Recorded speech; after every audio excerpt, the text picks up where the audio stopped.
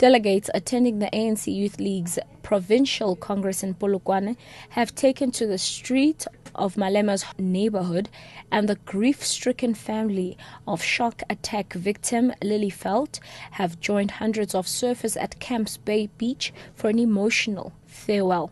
Ambosisiwa Khadebe with the latest news update.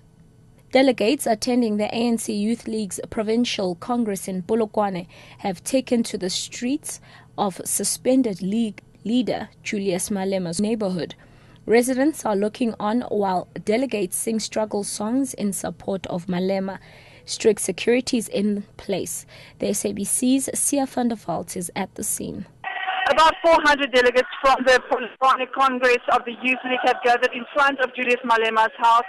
They're wearing T-shirts supporting him, saying 100% Julius Malema. They're waving placards, Juju all the way, and they're now waiting for Malema to come and address them.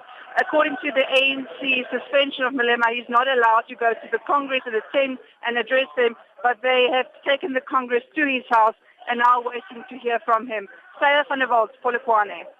Transport Minister Sbu Ndebele has condemned the brutal killing of a Johannesburg traffic officer allegedly by a taxi driver.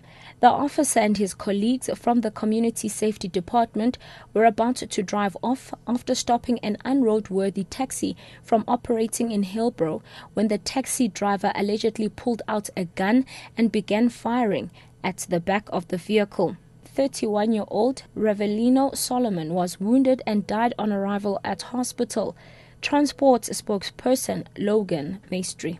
Transport Minister Sibusiso Ndebele has conveyed condolences to the family and colleagues of a Gauteng traffic officer who was shot and killed in the line of duty last night.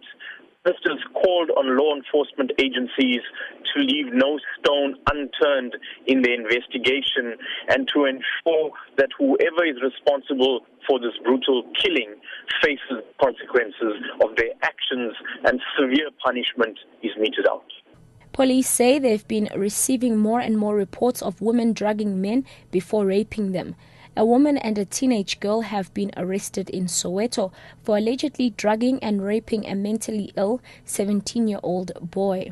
In a separate case in the same area, police are searching for 3 women who allegedly raped a man after pretending to be lost. Pearl Makubani reports. It is alleged that the 3 women were driving around in a luxury German sedan when they stopped to ask a man for directions.